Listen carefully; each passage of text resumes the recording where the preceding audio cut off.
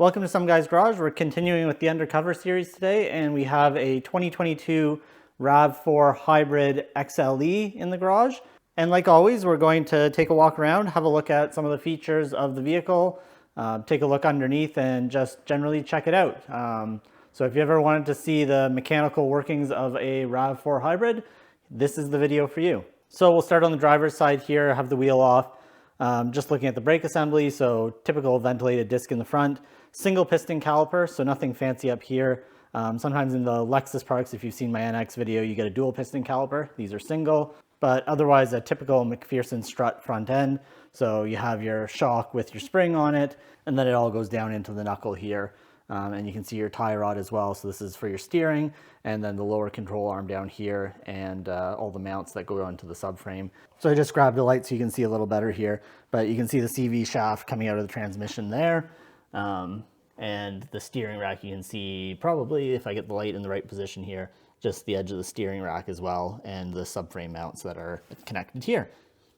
So that's the front left. Moving along down the side to the back, you can see it's an all-wheel drive model.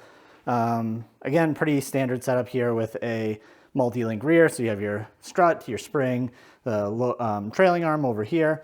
The brake, it's just a solid disc. It is a single piston again, but electronic parking brake on these. So there's your electronic parking brake actuator there. You can start to see, if you look in there, you see some of that orange way at the back. That is part of the rear motor. So with the Rav4 hybrids, they don't actually have a drive shaft coming to the back and a rear diff like you would have in a traditional all-wheel drive vehicle. What happens with these is there is only an electric motor in the rear, and that's way back there, and you can see the CV shaft here coming off of this right here, coming off of it. But the electric motor is what provides your all-wheel drive. So there is no mechanical connection up to the front. It is all just an electric motor to give you all-wheel drive in these vehicles, which is kind of interesting. And just a couple other things. So you have actually your fuel filler on this side, so the actual fill tube and the vent. And there's some electronics that come here for the electronic parking brake here, and the wheel speed sensor down there. Your actual brake line is coming from this side over here. So up, down, around through there. Moving around the back, not too much excitement back here. It is dual exhaust and they are real. So I'll show you underneath in a minute here, but you do have dual exhaust, and wheels are on this side. I was just doing a brake service today, but pretty standard Toyota wheel on these sort of things. But let me grab the roller stool and we'll take a look underneath. Okay, so we're down underneath now. I have pulled the one axis panel off here. So there's an axis panel that lets you get at where the oil fill is. Oil drain. So you have your oil drain here, and if you look up here, there is the oil filter, a tiny little thing on these, but that's your oil pan there. Just looking a little closer in here, you can see the CV shaft that comes off there, and you can see your power steering motor here, and some other mounting for the engine and transmission. This is the transmission here, or just the side of it anyway, but it is a pretty small unit. The engine in these, it's not a big engine, so pretty small. And then up into you can barely make it out, but up in this area here is some of the electric motor components and drive. And you can see the shiny stuff here up. Let me see if I can get the light in a good position there. But just up here, some of the heat shielding for where the exhaust comes down and out to the back. But that's what you can see when you pull the little axis panel off of these. Turning around, just looking at the back of the wheel here, you can see where the CV comes in, the tie rod for steering, your lower control arm here, and the bottom of the strut suspension and all of the knuckle there. So pretty standard layout, nothing too exciting there.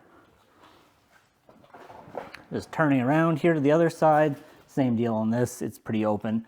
The one thing that's interesting to note on these is there's a lot of aerodynamic undercover on this, more so than some of the older Rav4s, so they have put some thought into just airflow underneath the vehicle, more than you'd be used to on some of the older Rav4s. You can see that goes almost all the way to the back like that. So just rolling back then, we can see here now, this is the exhaust coming from the front and one of the O2 sensors, so that's the rear O2 sensor on these vehicles with a flex pipe up above it. You can see just the corner, you see that red tape on that one bar, that's the sway bar or stabilizer bar that goes across, and you can see some of the brake lines coming back this way as well. Not too much else way up there. Not sure I'm going to be able to point to it, but just up beyond that, you can see the a joint on the steering shaft that comes down from in the cabin. And way up above, you can see some of the high voltage lines, those orange things. Anywhere you see the orange is the high voltage, so not the 12 volt lines, but the lines for the hybrid system. So there's some of that in under there. Rolling back, one of the catalytic converters, probably a resonator here behind that. And I'm gonna spin around the other way and keep going, keep going, keep going. And as I mentioned, there is the muffler on it. So that's the muffler at the back that does actually split into two real rear exhaust pipes. So looking back at the wheel here, lower control arm again, trailing arm, one of the tie rods or toe arms, tie rods, one of those two. And the bottom of the strut mount, the CV that's coming off the electric motor. Of course, there's covering on all of this stuff that you can't really see much in there. But yeah, same on this side, there's the CV again that comes out of the electric motor here at the back. And we'll see if I can sneak you up into this area.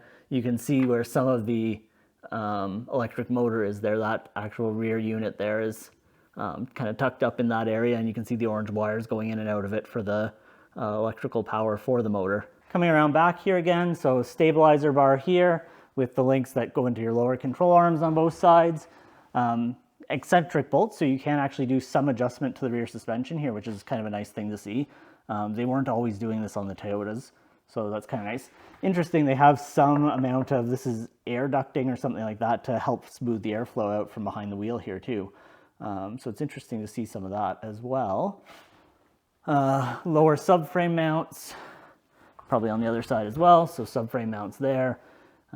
Everything looks pretty beefy, kind of what you'd expect. Looks typical Toyota build quality, so that's always nice.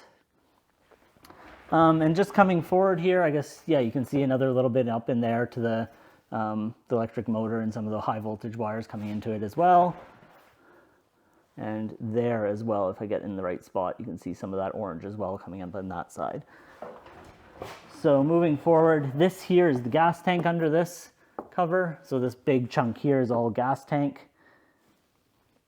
And more of those high voltage lines going up to the front here. The battery pack location is somewhere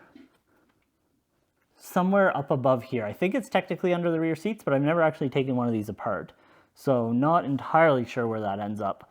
This is all probably just skid plate on the gas tank, but above that, and this would be a strap holding the gas tank along with this one here, but above there, somewhere in this vicinity, you can see all the orange. If I get the camera in the right position and the light in the right position, you can see all that orange high voltage wiring. So somewhere, I think under the rear seat is where the actual battery is in these. But then moving back forward, not much more to see really. Since everything is covered up here, it is pretty neat and tidy packaging. We saw up in there already.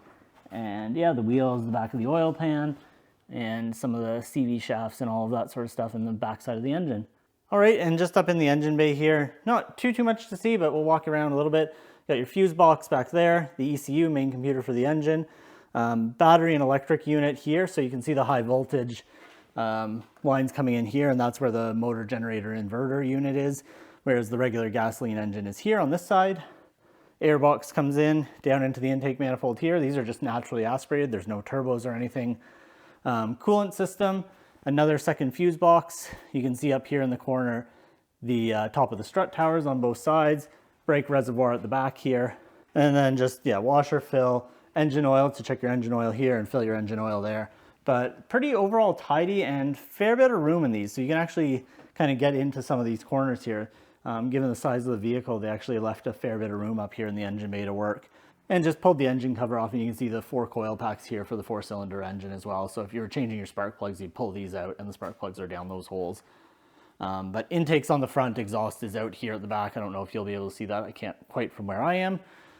You can see some of the brake system here as well, just down behind as well. And just, I guess, a couple other things. So you have one of the motor mounts there. And I'd imagine another one down underneath here. You can see just the corner of it up there. But yeah, overall pretty neat and tidy and simple up here. Good access to most things, and what you would expect out of a Toyota. All right, so that's the 2022 Toyota RAV4 XLE Hybrid in all-wheel drive. If you have any questions about this vehicle, let me know in the comments below. If you aren't already subscribed, please consider it. And as always, thanks for watching.